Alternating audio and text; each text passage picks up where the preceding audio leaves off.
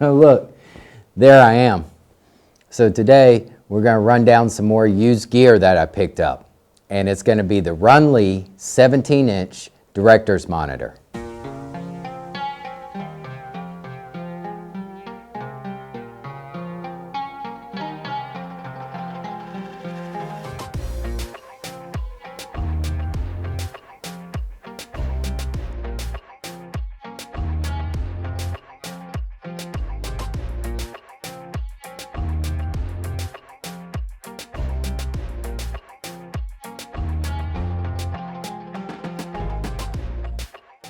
So there's not a whole lot I can say about this director's monitor.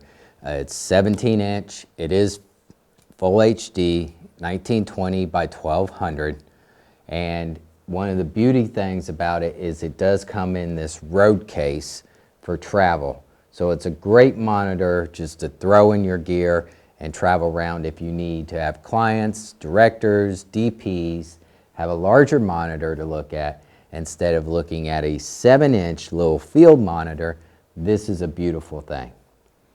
Now, price-wise, brand new, you can't get this brand new anymore. It's too old, but a brand new one's going to probably cost you around $1,000 to $1,200 US.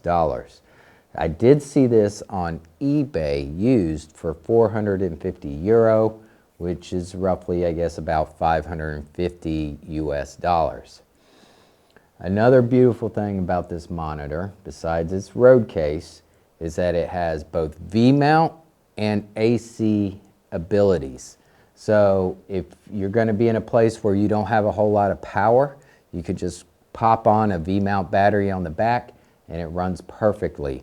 If you do have power and you don't want to run out your V-mount batteries, then you can just plug it in via 4-pin XLR AC. Another cool thing about that is that if you want to take an Anton Bauer battery brick, something you would use on an Arri Alexa camera, you can plug that in 4-pin right into this monitor and it'll function. That's very cool, gives you a bunch of different power options depending on your environment and where you're going to be. Okay. With that being said, let's talk about some downsides, okay?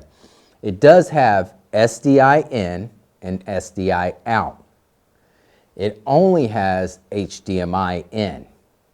It also has other adaptability with VGA and DVI inputs. The downside is that there is only those one inputs, only one HDMI input and only one SDI input. So if you have two cameras running HDMI, you're only going to be able to watch one camera, okay? Other higher end director's monitors, you're going to have multiple inputs, multiple SDI inputs. So with a flick of a button, you can see camera A and camera B, camera C, but on this guy, you're not going to be able to do that. The only way you can do that is if you have one camera running SDI and one camera running HDMI, and then you can switch between the SDI and the HDMI like we have here. The reason I'm able to do this, which one, if you have a long enough SDI cable, you can do that, but I'm doing it with the MoMA wireless transmitters here. So I'm running one of my Blackmagics, the Micro Cinema camera. I'm running that guy off of the HDMI input that we're watching now. And then my Blackmagic Cinema camera, I'm running that guy with the SDI through the wireless MoMA. So with a quick click of the button, let's go SDI there. Let's wait a minute for it to boot. And there we go. Now we're on the Blackmagic camera. Now with the MoMAs, there's going to be some latency. So they're not the greatest transmitters. They're good for like directors and DPs to watch, but it's not really going to be good for a focus puller to watch because the action is going to be so late. You see that? Late, late, late, late. Okay, let's switch back to the HDMI. Now, if I was running that directly SDI without the wireless, then there would be no latency problems like we see here. We see everything in real time, okay? Another thing about this monitor is it does have focus peaking that you can turn on and check your focus. It's not the greatest focus peaking. Trying to get in and out of focus there. I prefer like the actual green red lines for peaking, not this weird kind of, I don't know what you call that, but this is not the focus peaking I like. Some people do.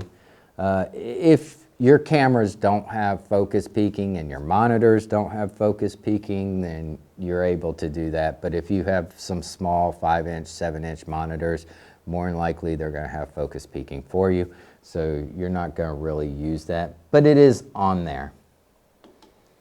So take that off and get rid of that. It'll go away. It does have warm and cool colors. You can set up the brightness, the contrast. You can do all that here. But the cool thing about this is that it's very simple director's monitor. It's good for your production. I wouldn't go out and purchase anything brand new. I would primarily rent something like this from somebody else, some rental house or something.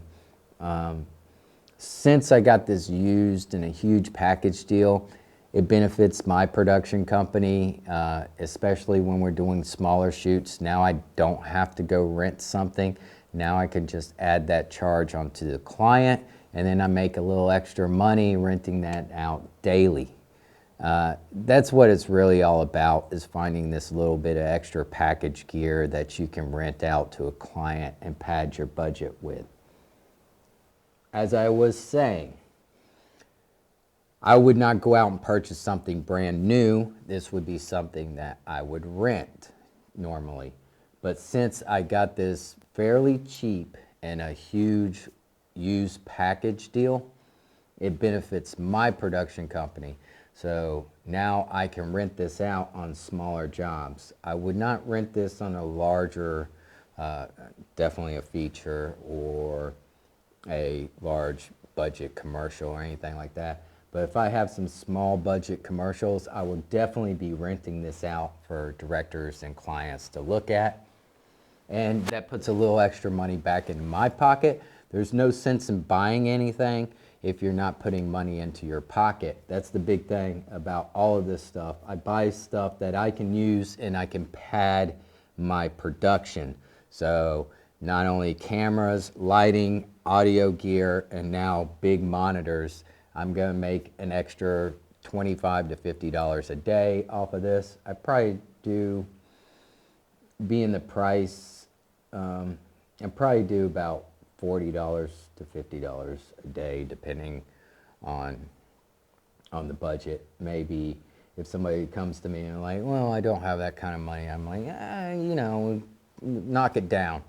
Put the price up, put a 10% discount on there. Always, when you're budgeting things, you're gonna pad the budget a little bit more, and then the client's gonna come back and be like, oh, that's too much money, and then you have some wiggle room there, and it's like, well, I can give you a 10%, I can give you a 20% discount on that, and then it kind of lets the client be a little bit more like, you know, yeah, okay, now the budget's fitting in to where I want the range to be. So that's really all about video production services and video production business, is getting the right gear that you can make money off of, because it's a little bit creative, but it's also a business, and you got to make money, and that's what everything's about. It's all about making money and enjoying the work that you do.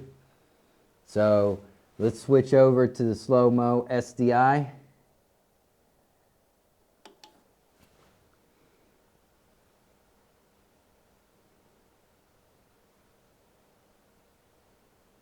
Here we are. Slow-mo SDI, and then we'll see a bunch of weird reactions after another. So there we go. So here we are. Thank you for watching this video. Hit the subscribe button, hit that like button, and we'll see you in more videos later. Later. Bye, y'all.